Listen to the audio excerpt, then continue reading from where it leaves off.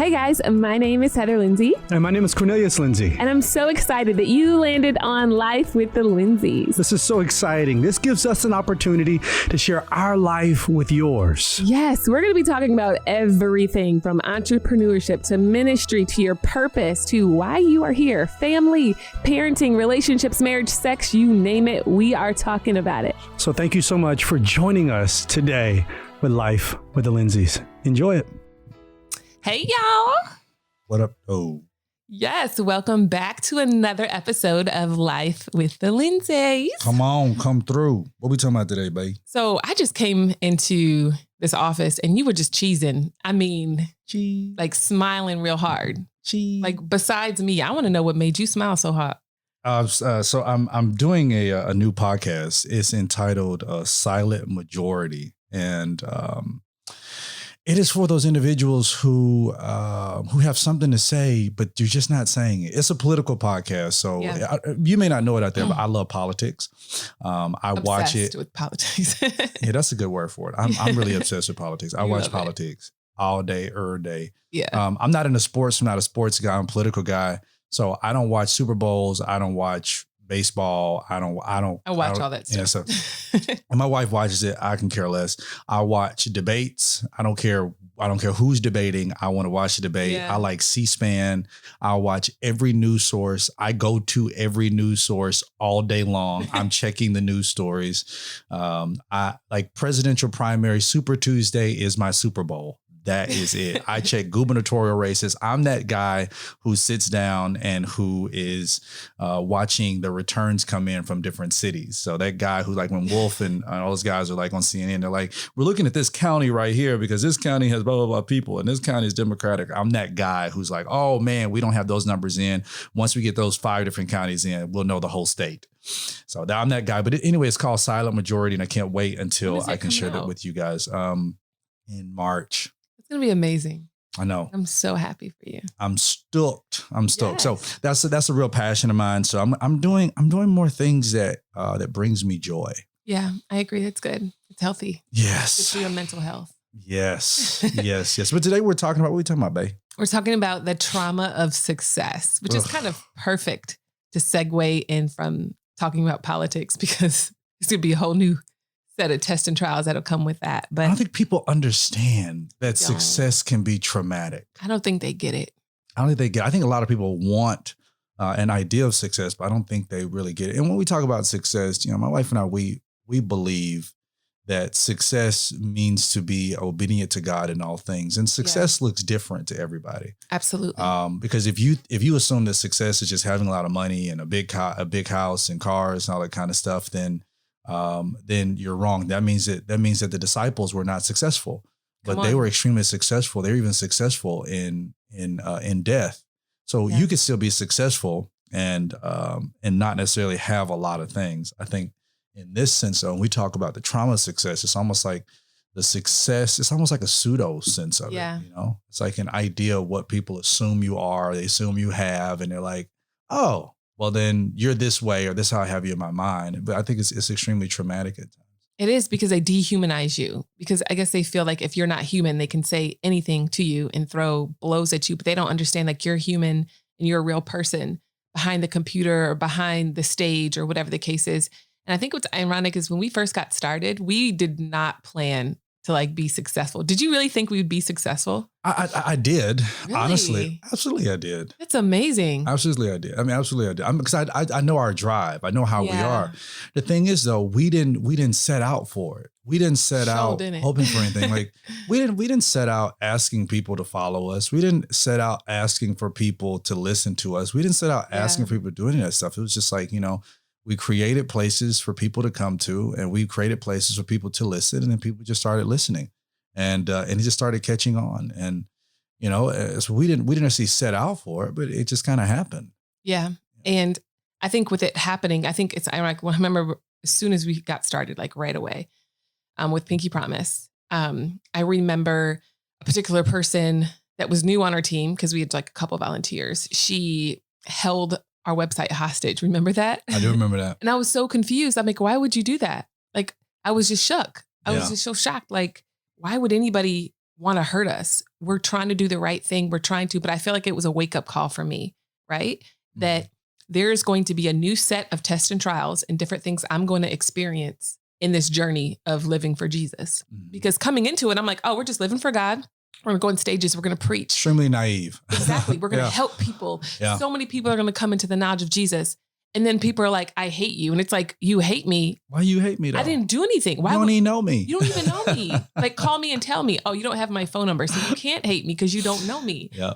Right. And I think like it was a hard reality for me. But think about Jesus. He was hated without a cause. And we sin, right? And he didn't sin. He never sinned. And people still talked about him and hated him and, said you were nothing and, threw rocks at him and, crucified him. Yeah. And for Jesus, he's like, nevertheless, Father, I want your will for my life and not my own. Yeah. If this means that me drinking this bitter cup means that so many people are going to be saved and come into the knowledge of who you are, I will take every single blow for your glory because this is the will of God for my life. Yeah.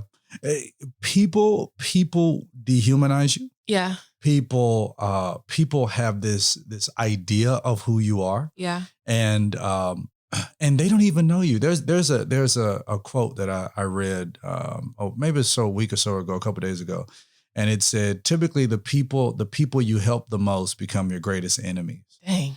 It's the people who are the closest to you. They become your greatest enemies. And like you said, when you get started, you're so naive. Yeah. You have this sense of, oh, everything's going to be fine. Everybody knows me. Everybody likes me. Everybody's going to see my heart behind it. Yeah. I never forget. I was somewhere and somebody was looking at their phone. They were on Twitter and they were like, Jeff Bezos was his name. He had donated a couple $1 billion to like this campaign. It was like 90 million, wasn't it? It was something. I thought it was something and like then that. somebody made a comment and said, that's it. I was like, but how much money have you given towards it? And it's like, well, that's not even 1% and blah, blah. And I'm thinking to myself like, but how much money have you given towards the cause? It's like, a lot of people criticize and I get it. And nowadays when I'm training leaders, I'm oftentimes telling them that because you sit at the top, you will be criticized. People look at people who are at the top and people assume that these people are really bad or whatever assumption you want to make. So when you look at somebody like the president of the United States of America, I don't care if he comes out and says, I'm giving out rainbows tomorrow and I am, I want everybody to be happy. Somebody's going to have something negative to say because as a leader, you are always a target. Yeah. And people always want to come after the leader. And unfortunately, people are going to talk about the leader because if they talk about themselves, nobody will listen. Nobody will care. Yeah. And if nobody's talking about you, then you're probably not doing a whole lot, right? Exactly. So you have to think about it. You're a target because you're out in the front. You took that step of faith. You're not sitting back in your life and acting like, oh, I'm just going to sit here. I'm not going to walk by faith. No, you're taking that step of faith. You're taking that chance. And there's so many rewards that come with that in itself. Yeah. And I'm thankful for that. But I didn't realize even in getting started that it would be that we would have the issues that we have or the attacks that come our way. I just would never even expect it because we're first generation preachers. I didn't grow up in ministry. I just assumed Christian meant everybody was nice and everybody will all be friends. We'll skip off in the wind together and it'll be great. Nobody will be jealous of anybody. Nothing like that. And I've learned that even if you're happy, people will be jealous of that. Yeah. Like I remember somebody said to me when it first got started, well, you're just so happy. So I don't like that about you. And I'm like, but you want me to be evil? You want me to be mean? No, I'm not going to conform to the image of what you think I should be. Yeah. I'm going to be who God has called me to be. I don't care. I can't care. You can't care about what all these people think about you because if you're in bondage to them, you're not going to be able to help anybody if you're stuck to their opinion of you. Absolutely. Absolutely. I think one of the worst things that somebody can do is when you're setting out is to say that I want to be popular. Preach. Or I want a bunch of followers. I want a bunch of followers. Like I want a bunch of followers. I want to be popular because with popularity comes attention. And I'm going to tell you something. If you set out to be effective, then you don't have to worry about being popular because popularity is going to come to those who are effective. Yeah. And if you set out to be effective, then popularity is going to come. Fame will come because people will look up to you. I think that the thing that people don't realize is that popularity it doesn't just bring this sense of calm that people assume it does. Yeah. It brings this sense of, it's like you become a target. it brings a sense of criticism. It's like you are what everybody's going to be shooting at. Right. And I don't think people really understand the weight of it. And that's when the trauma comes from it. People usually assume that you only face trauma when you fall. Yeah. But we've done this long enough to know that you can rise and it can still be traumatic. Oh yeah. You can rise and good things can happen and great things can happen and it can still be extremely traumatic. You know, when the church grows, when our businesses grow and anything grows, it's like, man, this is still traumatic. Like this is still hurting us in many different ways. It's crazy because you buy a house, people are like, where did you get the money from? Like, did you steal the money from the church? and not only, you know what? I hate that. I literally hate all of the the ideas and the perspectives that goes into like me being a pastor. Yeah. And like how I get people who tell me this is how I should act. That's or crazy. this is how you should be because you're a pastor. And my thing is like, look, I'm not your little country pastor who down there and the thing that like you can that. Control. You can't control me. Jesus died for you. I didn't. Come on. I didn't. I'm here to serve you. I'm here to preach to you, but I can't even preach to rebellious people. So you didn't even go to my church. So why do you care? Exactly. But it's like, you know, people like, and it happens for leaders because people assume you have to live up to this level of expectation. Here's the crazy thing. It's a level of expectation that they are not willing to give themselves. Preach. And that's the thing that really, really bothers me. That's true. It's like you can live any type of reckless life you want. You can treat everybody like crazy, but you're so focused on targeting your leader. And you're not even considering what they're going through, but you can't because there's only a certain type of person that's going to take shots. Think back to when we left our old church. Did we go online and did we trash our old pastor? Absolutely not. Right. Because I think for us, we knew there was a certain level of where God is taking us. And we didn't even have the mindset of how can we bring somebody down? Our mindset was, how can we bring glory to the Father? How can we go to another level in him? How can we be more obedient to his calling? As we were talking, I was thinking about John 5:42. It says, this is Jesus talking. He's talking to the Jews. He's saying, your approval or disapproval means nothing to me. For as I know so well, you don't have God's love within you. I know because I have come to you representing my Father, and you refuse to welcome me, though you readily enough receive those who aren't sent from him, and they only represent themselves. Verse 44, no wonder you can't believe, for you gladly honor each other, but you don't care about the honor that comes only from God. And I love that scripture because Jesus is saying your approval or disapproval of me, it doesn't matter because you don't have God's love within you. Yeah. And it's like, you're not even a believer. Yeah. And I think sometimes we get caught up in unbeliever and things they have to say about us. Like, why are you even concerned? They don't have the capacity to love you because they don't have God's love on the inside of them. Why do you even have that expectation?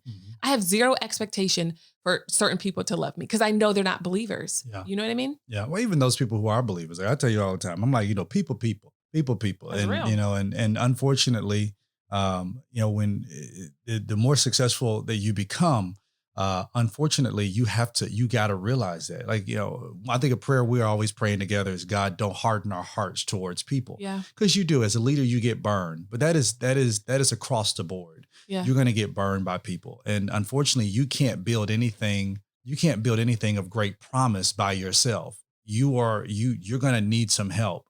You're going to need some help. You're going to need somebody who's going to help you to build it. And so you have to have people. You got to have a team. Unfortunately, everybody's on the team is going to be for you. Some people are on the team not because they really believe in what you believe in. Yeah. Some people are on the team because they only really want to be around you.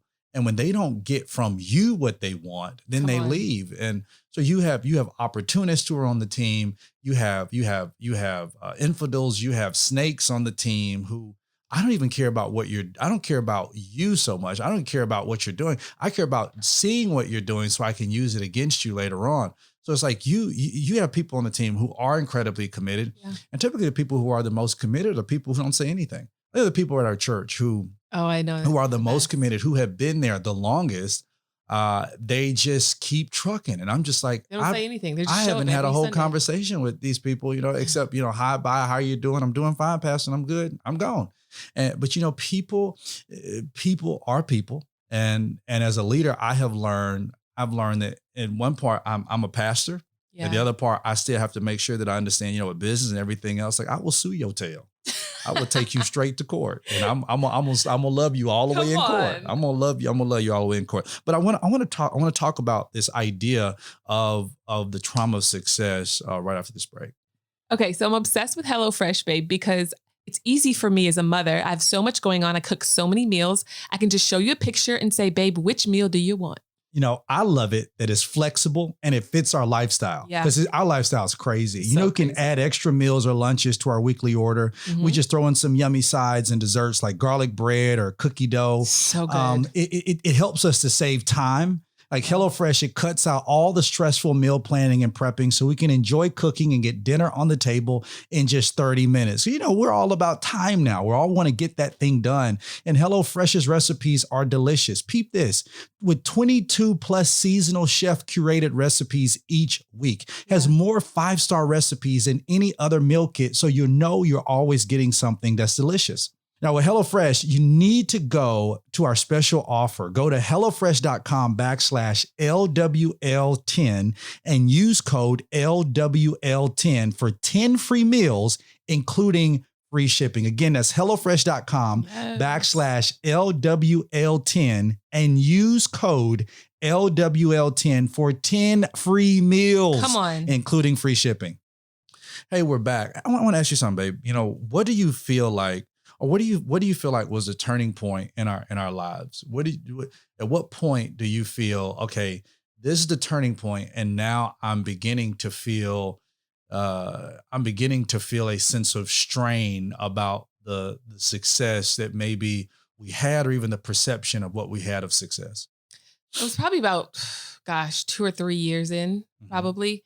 I think we went viral a couple on like some, I don't know if it was like TMZ, or it was like a couple things online. And I'm like, wait, what? That's not even true. But I'm not going to defend a bunch of lies.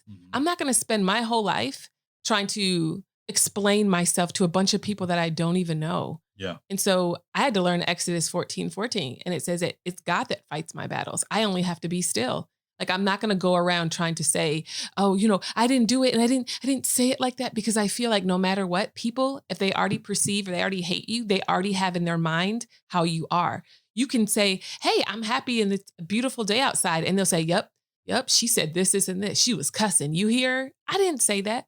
So I've just learned that I was probably cussing. But what I'm saying is, like, you can't be in bondage to what people say about you. Yeah. Well, you keep going. Say God's calling you out. He's telling you to start that blog. He's telling you to start that YouTube channel, apply for that grad school, or whatever the case is. You're going to have voices come in to try to oppose you. Do you think the enemy's going to lay back and just let you do whatever? Yeah. No, he's going to attack you. He's going to try to derail you. He's going to bring confusion. There's going to be attacks against your marriage, your kids. Attacks are going to come, but these attacks in your life bring endurance, strength to keep going. I can say at this point now, being 8 to 10 years into ministry, I'm stronger than I've ever been in my entire life. Yeah. And it's because I use the tests and trials that we experienced as like weights. Yeah. I started out with 5s and then 10s.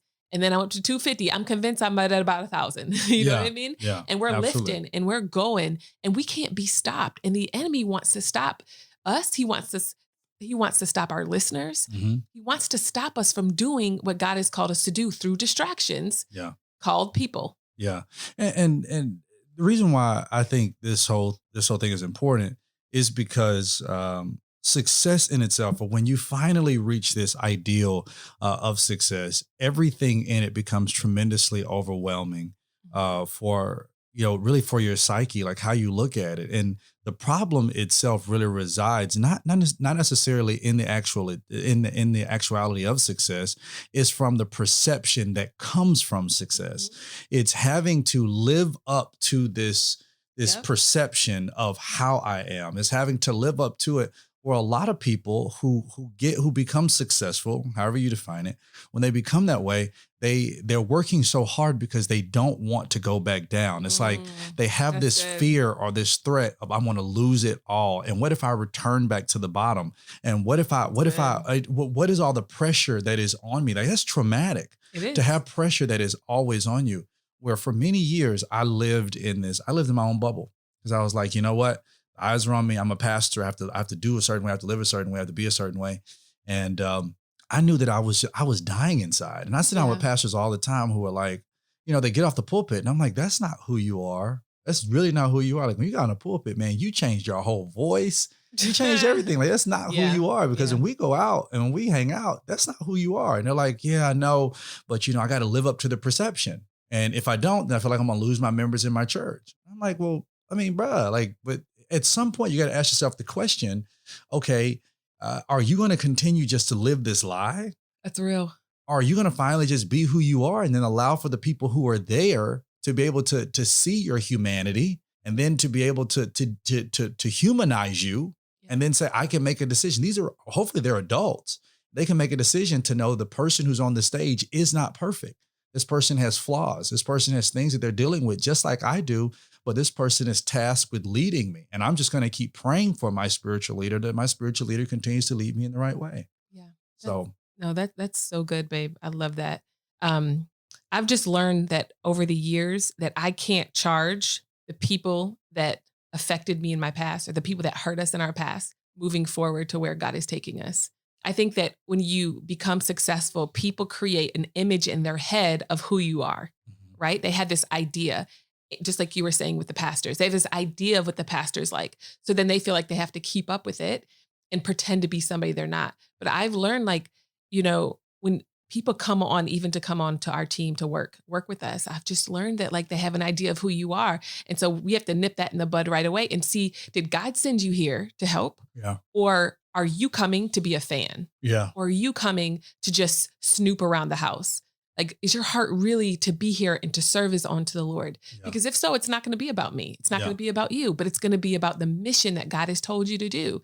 So I think what's important is just to be discerning. You're not going to always get it right. We know that. Yeah. But just as best as you can to just keep putting one foot in front of the other and not charge the people that burn you in the past for where God is taking you in the future.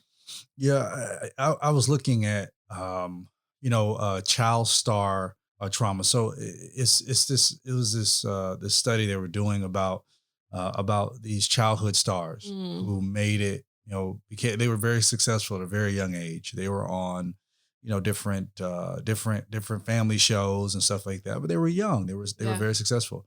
And it was showing a high percentage of them, they got into drugs and alcohol and got into a lot of other things. And the reason being is because they had reached this place of success. The only problem is the place of success they reach, they also, with that place of success came a sense of perception. And now they have everything. It's like I sit down with different professional athletes, and they have the toughest time when it comes to retirement or walking away, because you got to think you spent, maybe 5, 6, 7, 8 years, 10 years of your life pretty much having everything given to you, so to speak. I mean, people were kind of mapping out your life. And they were mapping out your life. You have practice this time, you eat at this time, you be on the road this time. Then you had, this drink company wants to give you all these drinks. They want you to advertise them. This thing wants you to give you this. The gym is like, just come in. Could you just post about you being at my gym? It's like, you don't have to pay about coming. You don't have to pay coming to the gym. You don't have to pay for a trainer. You don't have to pay for anybody to do your chiro work. You don't have to pay for this because of your name and because of what you do. And hopefully that you'll attract people. And now they sit there. Now they're like, man, like now I'm retired and nobody's giving me attention. So then they turn to drugs and they turn to alcohol. That's hard. And I even think that in ministry, it's the same way. It can it can become extremely addicting. Yeah. I remember back in 2000 and I forgot what it was. I think it was like 2016 or so.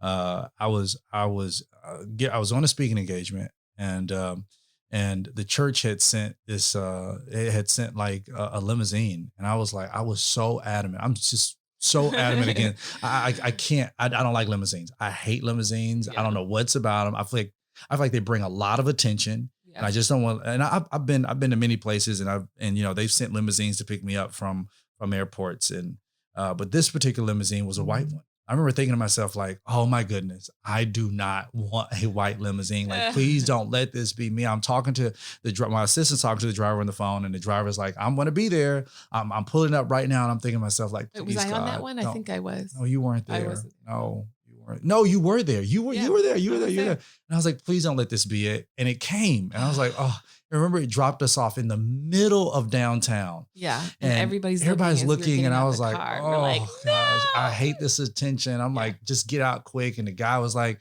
remember he did the intercom. I was like, please, y'all don't touch the door. I'll get y'all out. And I'm thinking to myself like, dude, just make this fast so we can go in. I remember getting to the room and I remember praying and I was like, God, or no, I was upset. I was on the phone with my assistant. I was like, I thought I told you to tell them don't bring me in a white limousine or limousines. I would prefer to drive. Like if they're going to pick me up in anything, tell them carry like a black sedan, just something that's black, low key, boom. And God got on to me and he was saying, this is getting to you because it becomes exhilarating. It becomes exciting. The crowds and the people who love you. And I want to sign, and could you take a picture with me? And could you sign my book and all that stuff? It starts to get to you. And if you're not careful, you'll become addicted to the crowd. Yeah, that's good. And you become addicted to the approval. And God was saying, I need you to come off the road. I never forget, I didn't take a speaking engagement for almost a year and a half because I was like, nope, I need to get back to that place of realizing that this cannot control me. If I let a white limousine control me, then now that's a problem. Where it affected me to the point where I was looking, when I was up to the church, I was like, I don't know why y'all did this. Like, this is trash. I know y'all did this, but I had no sense of gratefulness, no sense of thankfulness. It was just that it was a white limousine and I was upset. Yeah, no, that's good. I think it's good that you had that conviction to say, you know what, I'm no longer humble in this area. I need to go ahead and pull them back. But something I've learned just with, I guess, success, you would say, is just God chooses whosoever he wants. Some people could take and look at our formula per se and try to do it themselves and it wouldn't work because God has graced us to be who we are. So if you're listening and you're saying, I want to be successful, I want a lot of followers, don't focus so much on what you think is the end goal. Don't try to get the formula. Give me the formula for this. No, people always ask, Heather, how did you grow your social media? How did you do that? I literally just post my kids and my family and my life. My whole mindset wasn't like, okay, and let me post between 3 and 4 o'clock because I have the most engagement. I hate that crap. I don't care. I hate that crap. I don't care. I post whatever God tells me to post. When I want to. I'm going to post what I want to too. If you don't like it, unfollow, bruh. Block. Right. Bye. I don't understand why people do that. They like just follow you so they could comment and say crazy things and disagree with everything. Like, baby, are you that bored with your life? I'm telling you, if they don't, and that's the thing with leadership. If they don't talk about you and if they talk about themselves, nobody will pay attention. That's true. So they have to go somewhere where they feel like I can have an audience with somebody who actually matters. Because I'm using a popular name. Yeah. And so that's why people talk about other people. That's what gets gossip. What gets gossip is the fact that you're using somebody who's actually noteworthy enough for you to even be talking about. You can't talk about because you can't talk about yourself because nobody cares. It's like you have nothing exciting going on in your life. Yeah. Nothing of value going on in your life. So you sit down and you talk with other people. It's like, dang, okay, that sucks. Like how low do you have to be? Like gossip is one of the lowest forms of communication. For you to sit down and you got to be in a room to talk about somebody else. And it really talks about the condition of your own heart. But unfortunately, that comes with success, and that comes with the problems of success, and it comes with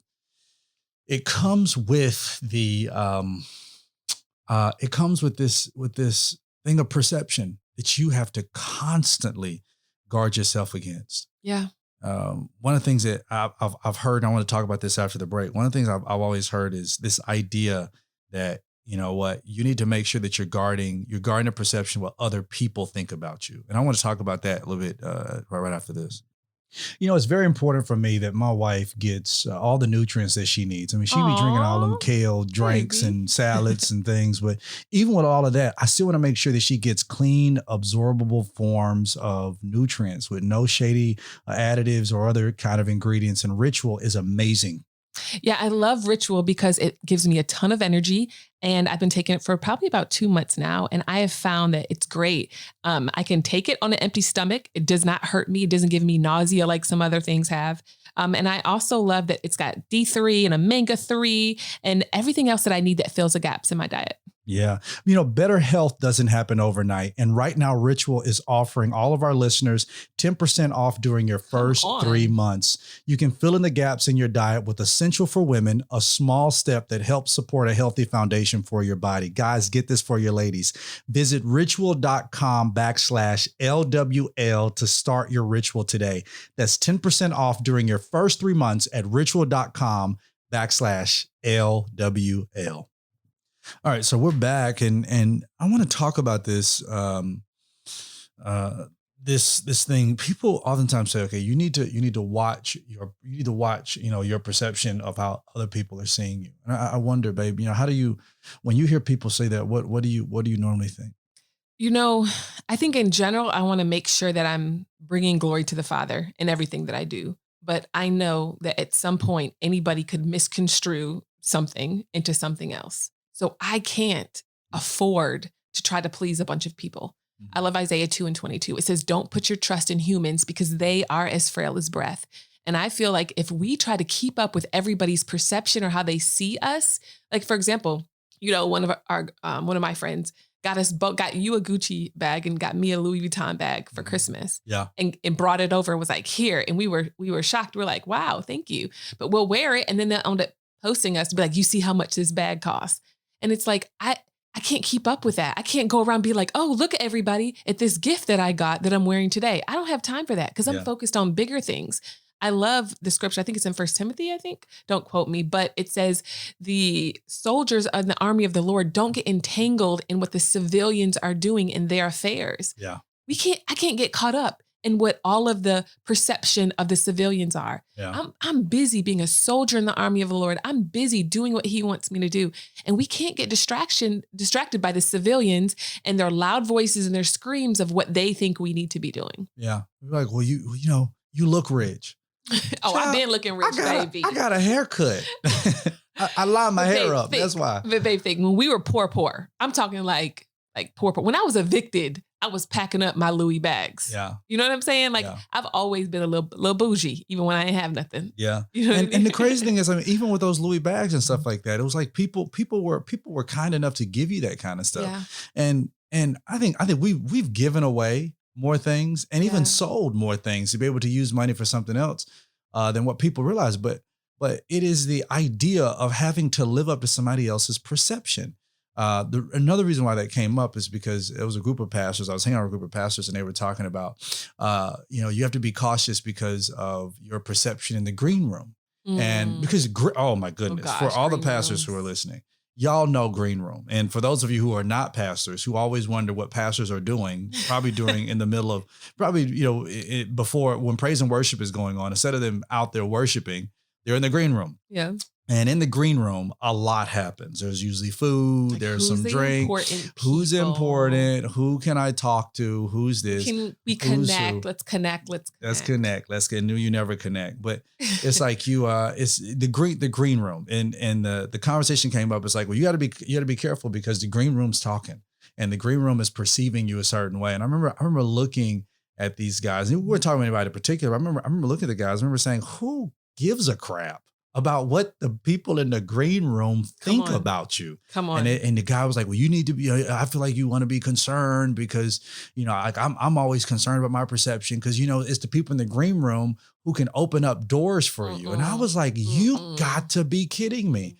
Have we reduced the concept of God's sovereignty and his power to being able to now I can only get by and make headwind and go where I'm supposed to go if I get my perception right with people.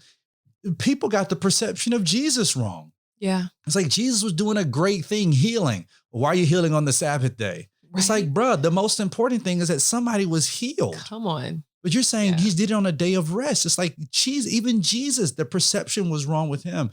And you will go crazy. Listen to me, for the couples who are listening, for the single folk who are listening, and you aspire to go up, you aspire to do things, you're going to go crazy trying to live up to the perception of people.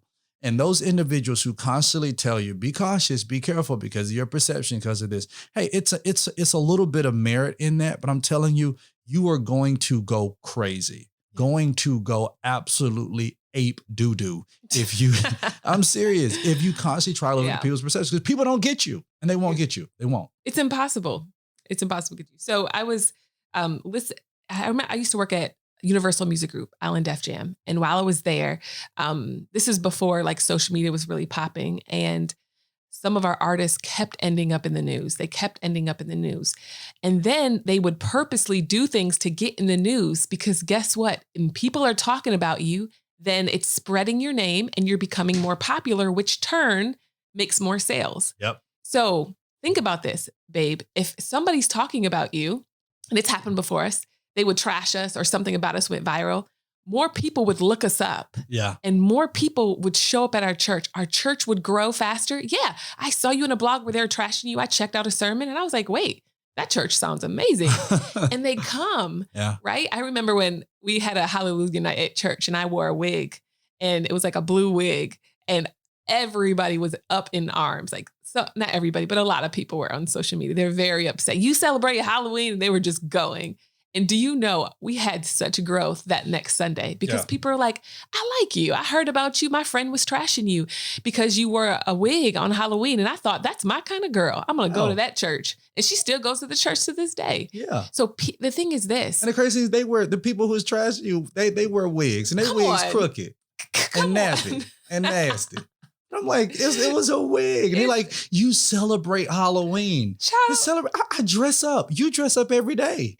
Like, all that makeup caked up on your face. And like, dude, like I mean, I had pastors who was like, how could you allow for your wife? How kind of leader are you to allow for your wife to dress up and to allow for your kids? I'm like, number one, my wife is a grown woman. My wife ain't no child, bro. She gonna put on clothes she want to wear. She's a grown woman. How you let your kids? We dress up as the Incredibles. Like, every day I put on clothes, bro. Yeah. Every day. And they do too. They wear their mask. They wear their mask all day. Like when you get on the stage and you start preaching like this, and God, I'm gonna be like, bro, that's an act. You're acting because you don't talk like that. Yeah, that's we sit down, we having coffee. You don't talk like that. You putting on a show for everybody else to rile up their emotions. Just be you. And so when people do that, like that whole idea of perception, and how am I being perceived when I do this? It's like, screw you. I don't. Again, like I've said, I say it over and over again. It was tweeted to me. I care more about a cat playing with yarn in the middle of Sahara Desert. No, I go even further. I would rather sit and watch paint dry. Wow. I would rather sit and watch grass grow. I would rather kick rocks with open-toed sandals than sit around and care what somebody else thinks about me. Come on. It is an empty pursuit. There is nothing in it, and people's perceptions oftentimes change. Yeah, I'd rather rake the ocean. With a Barbie-sized break. With a Barbie-sized rake than care about what people think about me. Because guess what? You always say this. Your feelings change. They do. Likes change. They do. And we've had people come up to us like, hey, I hated you, and I talked about you, but I repent. And I'm like, well, nice to meet you.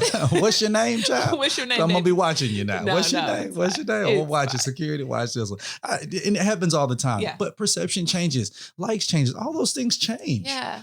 And trying to live in according to how those people view you is just, it's never going to be good. Yeah. Never going to be good. You're never going to feel like you are enough. And it's like this vicious circle. And I think that's why people have so many issues with mental health that are celebrities, that are the actors, the preachers, the basketball players. They're dealing with depression because they always have to be on. I remember one time, just recently, I had posted about this. I went to, I'd gone to Home Goods. You know, that's my store. Like I could just spend a day in Home Goods. So I'm in Home Goods buying a bunch of stuff for the house. And so I remember I'm trying to hurry up with the cart to get to my car. And this little stool I bought Taylor was falling off. So I'm like trying to run. I'm in a rush. And I thought I like heard somebody say my name, but I wasn't sure. So I looked around, I didn't see anybody. And then I saw a girl. I was like, oh, hey girl, how are you? And then I just rushed to my car because Taylor had gymnastics and I had to get home. I was keeping Roman so the nanny could take him. Or take Taylor. And I get home and I have all these DMs talking about you need to watch how you treat other people. You need to make sure that you are always, showing Christ-like towards my friend saw you at Home Goods and you didn't stop. and you did not talk to her. Like, they knew the one to send it to, because they would have, see.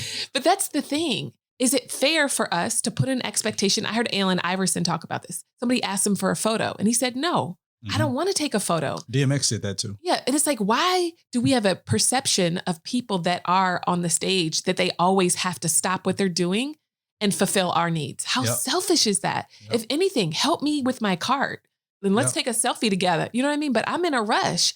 Like, people are still humans. We look at the celebrities, we look at different people, and we just think that you have to be perfect because they have this, they look perfect, right? And people say that for me all the time. They say, Heather, you just seem like you're so perfect. You have this perception of just perfection. No, I go through things. I go through hard times. I just stir myself up in the Lord. I walk by faith and I do what I know to do, but I'm not perfect. Yeah. And so I feel like you and anybody else, if you see somebody out in public and they have a lot going on, maybe you don't say anything to them. Yeah. Maybe you just. Or somebody sitting down enjoying a meal. Like, let them enjoy the meal by themselves. Yeah. I get it at the gym.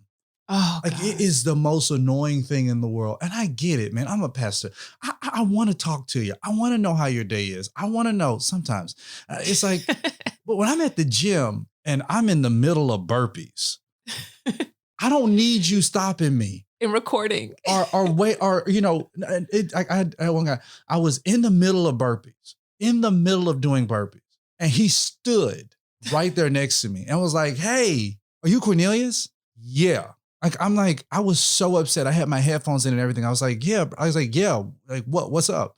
And he was like, oh, no. Like, I figured it was you. And, you know, I've listened to your sermon and stuff like this. I was like, all right, bro. And at this point, like, my goal is to work out in 45 minutes. Yeah. And I have a certain range in my heart rate that I have to maintain. Yeah. So when I'm stopping and having a conversation with you, my heart rate is decreasing rapidly. Yeah.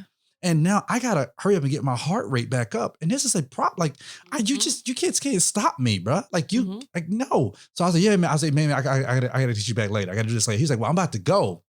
Why? Like, I don't know what else to tell you. Right. But it's like, you know, the assumption is that I have to stop what I'm doing to cater to you. Yeah. And that at no point in time do you ever consider how I feel. And then people say, well, what would Jesus do? Bro, I was Jesus, gonna say, I literally just wrote that down. You did? Yeah. He would preach to the multitude and go up on a mountaintop and just sit down and go away privately. Constantly. He constantly just walked away from the crowd. He's like, I'm tired. I'm getting on a boat. Y'all tripping. Yeah, it's like you gonna follow or not. I mean, I don't know what else to tell you. Like, where's he going? Away from all y'all. He needs a break from y'all ninjas. He need a break from all y'all ninjas. Speaking of break, let's take a little break real quick now. So we're back. And the thing is this, I don't want it to deter people or think that like we're not approachable, because we are. We love people. We love to meet people. I think it's just trying to be understanding of people's space. I remember we were somewhere on vacation and we ended up in an elevator with a girl. Remember, she was recording us and our family on her elevator. Child. And then she was trying to take pictures. I'm like, baby, you got the flash on. We can see. we can see. Like, just ask. Just ask us for a photo. Don't try to sneak it. And remember that lady that followed Mimi, your mother, around? She had Logan at the grocery store. And she asked him, she said, can I take a picture of Logan? And she said, no, you can't. And she kept walking, because that's my son. Like, he doesn't understand. Those are boundaries. Like, don't come in and take pictures of my kids. You know what I mean? Like, don't talk to my kids. That's a hard stance for me. I don't care. We at church. I don't care. We're anywhere. Yeah. Don't talk to my kids, especially when I'm not there. Yeah. I don't talk to my kids. Don't touch my kids. Try to pick them up. Don't try to pick my kids up. Like, we're not, unless you're family, unless you're close friends, we know you. And even then, it's like, don't touch my kids, because we don't know you. We don't trust you. I don't know you. I don't know who you are, or something crazy. And it's like, you know, I think with that too is people don't understand the boundaries that go along with that. It's certain things you don't touch on people. You don't touch people's kids. That's right. You know, like me, I'm fair game. Talk about me. I don't care. That's real. But you don't touch my kids. Like, at that point, now you him below the belt. Yeah. You don't touch people's kids, because my kids didn't ask for this. Yeah. My kids didn't ask to be, you know, pastors' kids. My kids didn't ask to be in the world that we're in. They didn't ask for it. They're just in it now. But you don't touch somebody's kids. And a lot of times I go on social media and I'll see these worthless beings. They're worthless. to sit down and to trash somebody's kid. I don't understand why people do that. That is, you are a sad, worthless being to want to trash somebody else's kids.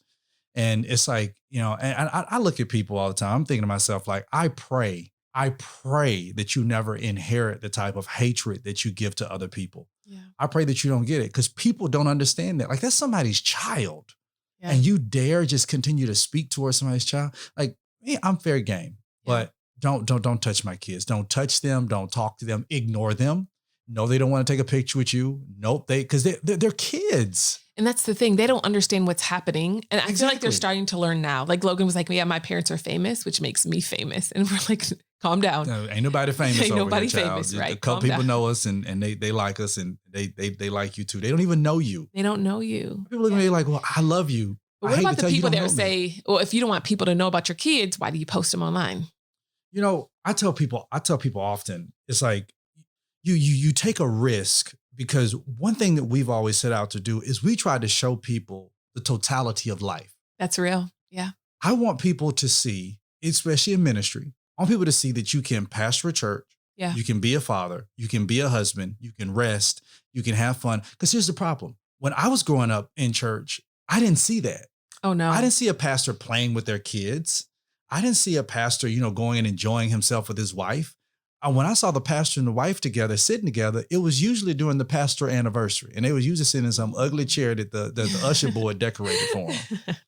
I didn't see that. And so the idea is that I'm trying to push back against the idea that a pastor or that somebody, speaker or something like that, has to always be on the road. Yeah. I want to show you, these are my kids. I want to show you that life. And unfortunately, it puts you out there. But here's the thing. It's me who's doing it. Yeah. Not my kids. Yeah. So it's like, it doesn't mean that my kids are fair game just because I show you I got kids. Exactly. These are still my doggone kids. Yeah. So you gotta, it's about showing people that you can have a full life. And you can have a balanced life. Like people always say, oh, you guys show me that. This one girl said to me, she said, Heather, out of everything you post, I love all of your encouraging posts. But what I love the most is when you post pictures of you and your husband and your children. She's like, it gives me a model. It gives me an example to show. Me hope. It gives me hope that maybe one day I can have that. Yep. And we don't try to pretend that we're perfect. We tell people often, you can listen to our podcast. We are night and day. Yeah. But it works. It just works. And we try to show people that it can be done. You can have a healthy marriage. You can work through hard things. You can have difficult conversations.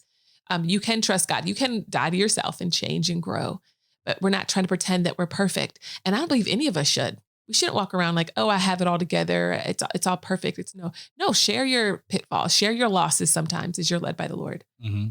And people need to be able to see that. Like, it's real. Perception matters. I don't know what happened to transparency. I know what happened to authenticity. And yes, there's wisdom that goes into that. But at the same time, if we can just be honest and not try to put on these shows that we can't have a balanced life. People cannot follow what they cannot see. Come on. That's real.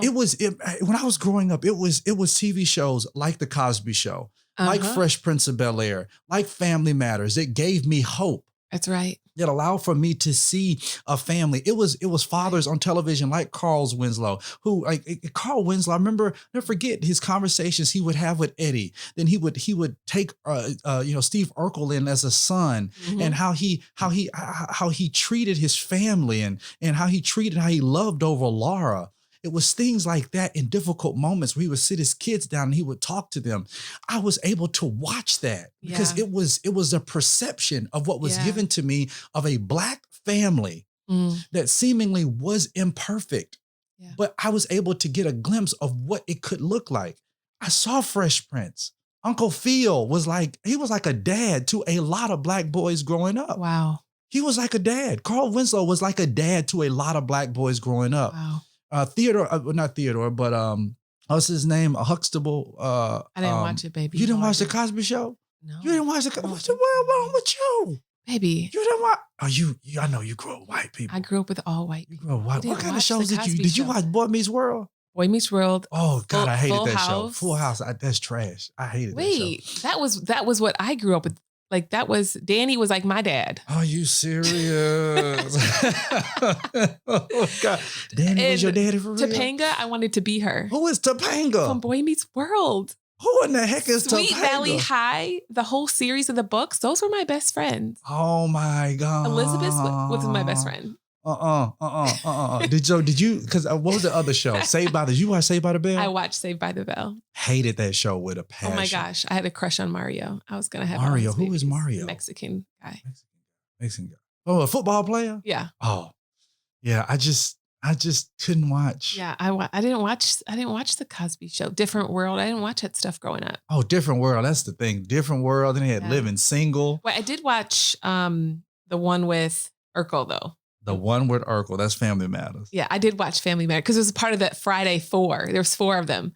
It was the witchcraft one, which now I look back, I'm like, dang, that was a witchcraft show. No, you're talking about no, it wasn't. It was Blair the Teenage Witch or whatever it was. Yeah, Blair the Teenage Witch. 4. I never watched that show. I not because it was like magic or witches. It was just it looked stupid to me. I was like, this is dumb. She turn people into cats and crap. I was like, all right, white people stuff. Right. But it was Fresh Prince. No, not Fresh Prince. It was Family Matters.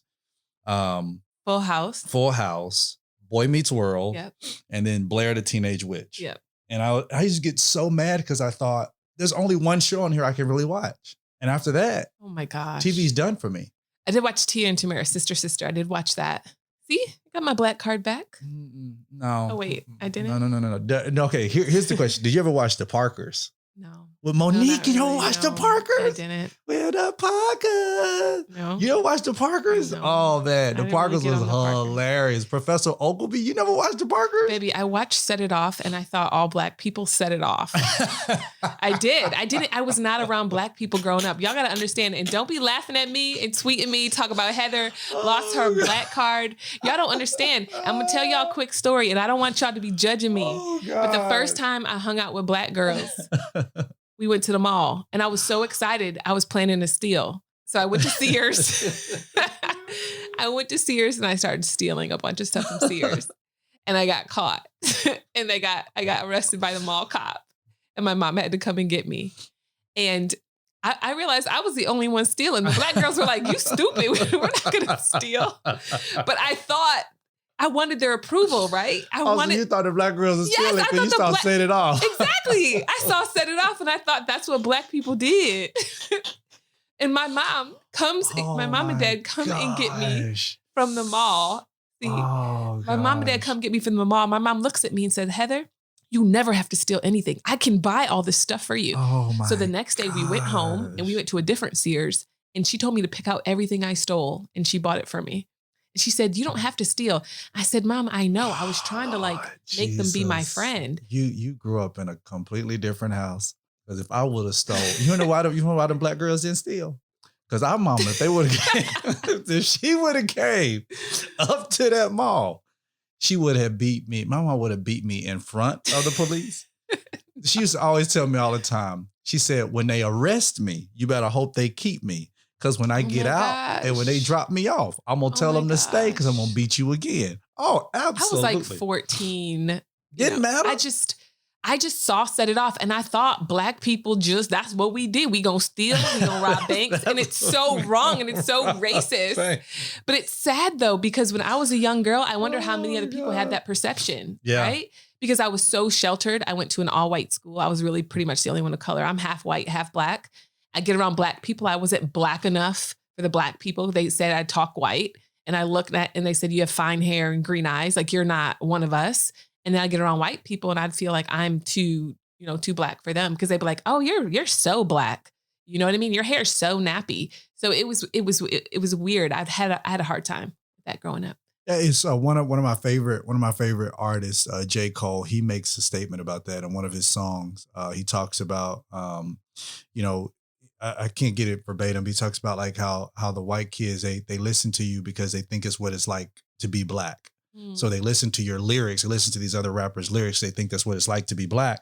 And that's the perception they have. And I think you kind of proved that. Like, that's what I thought being black looked like. It would look like me having and me stealing and stuff like that. Remember our wedding? After our wedding, And the comment was Oh my made by gosh. someone that it was like, this was my, like, these were, what was the comment? Like, we were civilized Negroes. They were like, wow, these coloreds are real. These coloreds are real civilized. They said he was in his 70s, but yeah. A white man, White 7-year-old white man. And I thought, well, this is a man who has not really had any interaction with Black people. Never in his life. This Yeah. was his first interaction with That's Black people. crazy. And at he our had this wedding. perception of Black folk. He's like, they're all so professional and well-spoken and they're so nice. We call us coloreds. And I'm glad you told me after I saw I said, it. you need to calm down, baby, because he was about to turn up. And I was about to turn I know all you because you came from Mississippi. I came so I from was Mississippi. like, I had to explain him to you. But after you did that, I was like, all right, I get him. he just I doesn't understand. know. He don't know. And some people don't know. I feel like a lot of that generation is starting to die off. And our generation is much more open and welcoming to everybody. I mean, yeah, social media has done that. Social media has become a window for so many people to look out of, to be able to get different perceptions, different precepts, to be able to like, okay, that's not how all Black people are. That's not how all I white wish I people had are. it as a child. But going back to the point, I saw those Black families, and I ultimately saw those Black dads, and I thought, man, that can be kind of how that gives me hope of what I can do. So when you ask the question about, somebody shares their kids, they share their stories, they share their stuff. It's like, this is me not necessarily saying I want you to meet my kids. This is me saying I'm allowing for you to get a different perception than what you've ever seen before. Yeah. And I know you may not like the perception you're getting because it eats away at the perception you've always believed. Wow. That's good. Because your racism and your sexism and everything else that you have is being challenged by a different perspective. Now you see something that's completely different. So, but then it's my life. So I'm able to share my life in a way that is, that's out there, and my kids are still off limits. Because we want to. And I'm grown. And we grown. But you know what that shows me? We were one of the first people that were online back in the day for our generation that I know of that was transparent about marriage and hard times and frustrations. And I feel like that's why God grew. Another reason he grew our ministry really fast is because we are very open and transparent about our hard times. So I look at it almost like we were tribute, right? To so many people, because after so many people started opening up, sharing their stories, sharing their hard times, sharing their frustrations. So if we have to be tribute, right? And then you have to think, will you be tribute for the will of God for your life? And especially for your generation. Will you go through hard times, even though people disagree with you, even though they talk about you, even though they don't understand you? Will you keep going, or will you crumble at the moment somebody talks to you? I feel like the Lord prepared us so much, babe, before this. Yeah. Like I felt like so many people talked about me and trashed me before I even got on a stage, just in my private life. And I feel like God used that to strengthen me, to say, where I'm taking you, there's going to be a lot of voices that are yelling at you, but I only want you to tune into my voice and what I'm leading you to do and what I'm showing you to do. Will you only focus on mine? Think about Noah when he was building that ark. Mm-hmm. Can you imagine all the voices he was hearing? It hasn't rained in forever. You're crazy. Look at that crazy man building that boat until it started raining. Yeah. So will you be the Noah of your generation? Absolutely. Hey, man, it's been amazing being with you all. I want to let you know, as my wife mentioned, success is something that we all attain to have. Yeah. But success in its purest point is obedience to God. Mm-hmm. No matter what you get, no matter what you have, I don't want you to be afraid of being obedient to Him. No matter what kind of blessings you think can be bestowed in your life, I want you to always know that just being plain and pure-hearted towards God is what is most important. But nonetheless, we're so excited. We're just so grateful that you tune in with us every single week. Don't forget to share our podcast with the people. Let them know it's completely free to download. This is Cornelius on Instagram and Twitter. And I am Heather L. Love. So also don't forget to go to 365withheather.com. I send out daily devotionals, and I actually have them for the whole year. So today we're on, I think, day 59 or 60, but it's so good. I want to encourage you. And also register for the Pinky Promise Conference.